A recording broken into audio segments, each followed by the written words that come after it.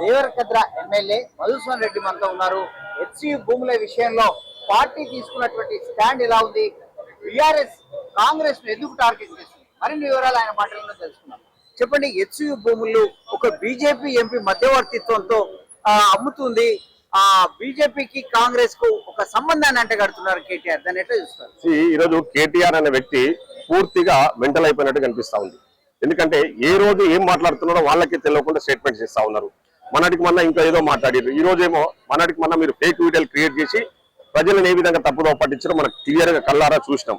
ఈరోజు ముఖ్యంగా మళ్ళీ ఈరోజు లేనిపోని ఆరోపణలు చేస్తే ఏదో బీజేపీ ఎంపీకి మాకు మా ముఖ్యమంత్రి గారికి ఏదో సంబంధం ఉంది, ఈ ఎస్యూ భూముల మీద బీజేపీ ఎంపీ ఇన్వాల్వ్మెంట్ ఉందని చెప్పేసి ఆరోపణలు చేస్తా ఉన్నారు. నిజంగా నువ్వు అటువంటి వాస్తవాలు ఏమైనా ఉంటే నువ్వు బయట పెట్టు. బీజేపీ ఎంపీ ఎవరో దమ్ముందా, నువ్వు ఆ పేరు చెప్పే దమ్ముందా? ఈరోజు బీజేపీతో మీరు రిలేషన్ మెయింటైన్ చేసుకుంటూ బీజేపీ మీరు కొల్లుడైపోయి ఈరోజు మా ప్రభుత్వాన్ని ఇరకాటం పెట్టాలనే ప్రయత్నం చేస్తా ఉన్న విషయం ప్రజలకు అందరికీ తెలుసు. ముఖ్యంగా ఈరోజు మీడియా అటెన్షన్ కోసమే కేటీఆర్ రేలిపోని ఆరోపణలు చేస్తూ మా ముఖ్యమంత్రి గారికి వస్తున్న పేరు, ముఖ్యంగా ఈరోజు మేము సన్నబియ్యం ఇస్తా ఉన్నాం. రాష్ట్ర వ్యాప్తంగా ఒక పండగ వాతావరణం నడుస్తా ఉంది. ప్రజలందరూ కాంగ్రెస్ పార్టీకి బ్రహ్మరథం పడతా ఉన్నారు. బీజేపీ ఎంపీలు ఆ భూములు హెచ్సియుకు దక్కే వరకు పోరాడతాం అంటున్నారు. సార్, ఒకటి now issue is subsidise before the supreme court. Court decide చేస్తుంది. గతంలోనే సుప్రీంకోర్టు ఏం డిసైడ్ చేసింది, ఇవి ప్రభుత్వ భూములు ప్రభుత్వానికి సంబంధించినవని చెప్పేసి చెప్పిన విషయం అందరికి తెలిసిందే. ఈ రోజు ఏదో ఫేక్ వీడియోలు తయారు చేసేసి బీజేపీ వాళ్ళు బీఆర్ఎస్ వాళ్ళు సంఘాలు గుర్తుకుంటా ఉన్నారు. ముఖ్యంగా మేము ఆ భూములను ఎందుకు కాపాడి ఎందుకు సేల్ చేసి చేసే ఆలోచన ఉన్నాం, రాష్ట్ర ప్రభుత్వ ప్రజల ప్రయోజనాల కోసం తప్ప మేమేదో కాజేయాలి వాళ్ళలాగా. ఈరోజు కేసీఆర్ గారు, హరీష్ రావు గారు వాళ్ళ అధికారంలో ఉన్నప్పుడు ఎక్కడ దొరికితే అక్కడ ప్రభుత్వ భూములను కొలగొట్టిన విషయం మనకు తెలియదా? వాళ్ళ కుటుంబ సభ్యుల మీద అలా చేయించుకునే విషయం కూడా మనందరికీ తెలుసు. వకీలుగా కూడా తను వాదిస్తాను, ఈ భూముల విషయంలో హెచ్సియు తరఫున వాదిస్తాను అంటున్నారు. దాన్ని ఎట్లా చూస్తారు? సార్, ఎంపీ రఘునందన్ రావు వకీలు ఉండొచ్చు, నేను కూడా వకీలే, నాకు తెలుసు అన్ని వ్యవహారాల గురించి.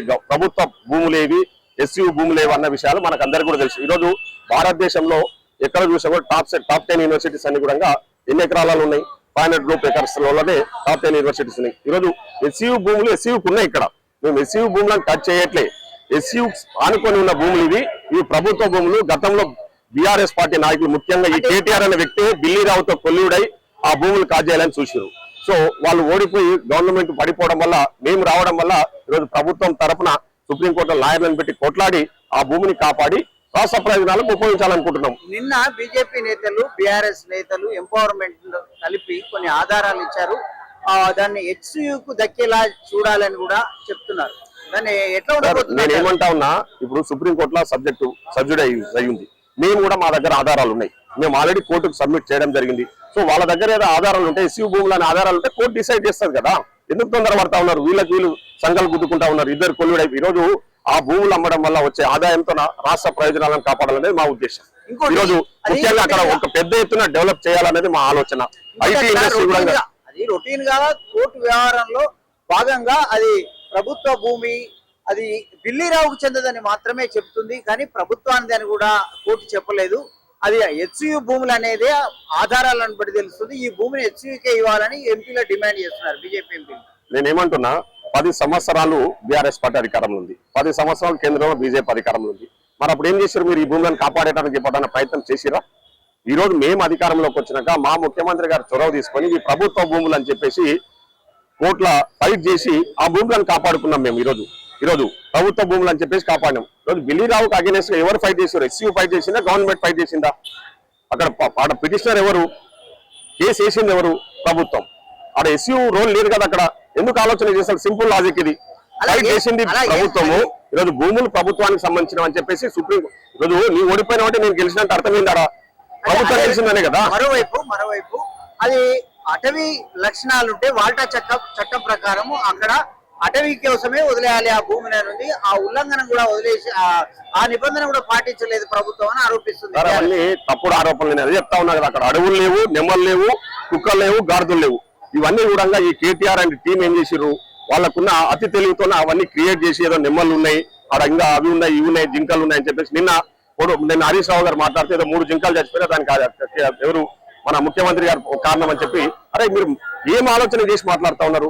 ఇంత మైండ్ దొబ్బినంత మాత్రాన్ని ఇట్లా లేనిపోయిన ఆరోపణలు చేసేసి జింకలు చచ్చిపోయినా అని చెప్పేసి మా మీద తెచ్చిన పని అయితే ప్రయత్నం చేస్తా ఉన్నారంటే ఒక్కసారి ఆలోచన చేయండి. ఈరోజు వాళ్ళు పూర్తిగా అధికారం పోయిన అంటే అక్కస్తో మతి భ్రమించి ఇట్లాంటి ఆరోపణలు చేస్తాం.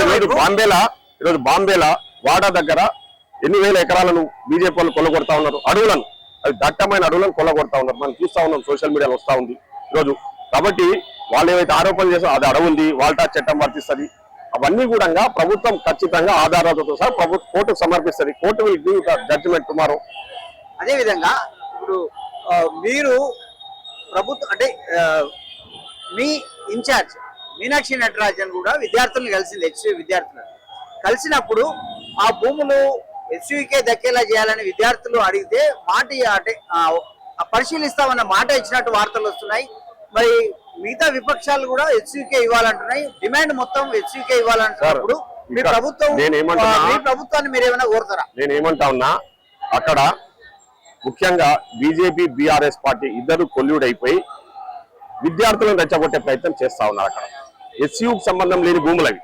హెచ్సియుకు సంబంధం లేని భూముల విషయంలో వీళ్ళు కలగజేసుకొని ప్రభుత్వం మీద నెపన్నెట్టి ప్రభుత్వాన్ని అపాస్పాలు చేయాలనే ఆలోచనతోన కొందరు విద్యార్థులను రెచ్చగొట్టే ప్రయత్నం చేస్తా ఉన్నారు. ఇవి నిజంగా హెచ్సియు భూములు ఉంటే హెచ్సియుకి ఇస్తాము, దాన్నే ఉంది. అవి హెచ్సియు భూములు కాదని చెప్పేసి ఆల్రెడీ ప్రభుత్వమే క్లియర్ కట్ గా ప్రూఫ్స్ తో సహా సబ్మిట్ చేసింది. ఈరోజు మా ఇన్ఛార్జ్ గారు కూడా ఒక బాధ్యత గల వ్యక్తిగా స్టూడెంట్స్ ను కలిసి వాస్తవ విషయాలు ఏంటో తెలుసుకున్నారు. సో దానికి సంబంధించి వాళ్ళు కొందరు ఏమైతే అత్యుత్సాహం ప్రదర్శిస్తూ ముఖ్యంగా ఈ బీజేపీ బీఆర్ఎస్ పార్టీ నాయకులు ఏదో మేమేదో పెద్ద నీతివంతులము, ఈ రాష్ట్రాన్ని, ఈ ప్రజలను, ఈ దేశాన్ని కాపాడుతున్నామని చెప్పి చెప్తా ఉన్నారు కదా. ఈ బీజేపీ వాళ్ళు మరి ఏం చేశారు? 10 సంవత్సరాలలో బీఆర్ఎస్ పార్టీ నాయకులు, కేటీఆర్ లాంటి వ్యక్తులు ఔటర్ రింగ్ రోడ్లు తెగ నమ్మినప్పుడు ఎక్కడ పోయింది వీళ్ళంతా? ఎందుకు పట్టించుకోలేదు? ఆ రోజు ఈ రోజు వచ్చేసి జిహెచ్ఎంసీ లోకల్ బాడీ ఎమ్మెల్సీలో ఎంఐఎం ను గెలిపించేందుకే కాంగ్రెస్ పార్టీ అభ్యర్థిని పెట్టలేదు అని ఆరోపిస్తుంది బీజేపీ. అవన్నీ తప్పుడు ఆరోపణలు సార్. ఈ రోజు చూస్తా ఉన్నారు, మొన్నటి జరిగిన ఎమ్మెల్సీ ఎన్నికల్లో ఏం జరిగిందో మీకు తెలుసు. ఎంపీ ఎన్నికలలో మొత్తం భారతదేశ చరిత్రలో ఎక్కడ కూడా జరగనట్లు తెలంగాణ రాష్ట్రంలో ఒక పార్టీ అంటే 10 సంవత్సరాల రాష్ట్రంలో అధికారంలో బీఆర్ఎస్ పార్టీలు అంటే బాటంగా అమ్ముడు పోయి బీజేపీకి ఊడిగం చేశారు. మీకు తెలియదా మన ఎంపీ ఎలక్షన్లలో అసలు మాట్లాడే మాటల గురించి మేము పట్టించుకోవచ్చు. బీఆర్ఎస్ బీజేపీ కలిసిపోయి విద్యార్థులను రెచ్చగొడుతుంది హెచ్సియు భూముల విషయంలో. అవి హెచ్సియు భూముల విషయం కోర్టు పరిధిలో ఉంది, కోర్టులు నిర్ణయిస్తాయి. ఈ అత్యుత్సాహం ప్రదర్శించాల్సిన అవసరం లేదంటున్నాయి రెండు పార్టీలకు.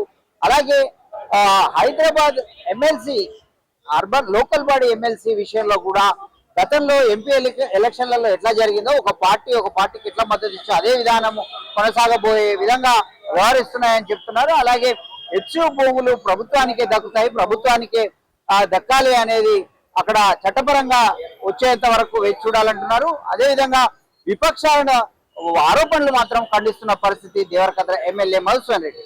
వీడియో జర్నలిస్ట్ రసూల్తో శ్రీనివాస్, 99 టీవీ, హైదరాబాద్, గాంధీ భవన్ నుంచి.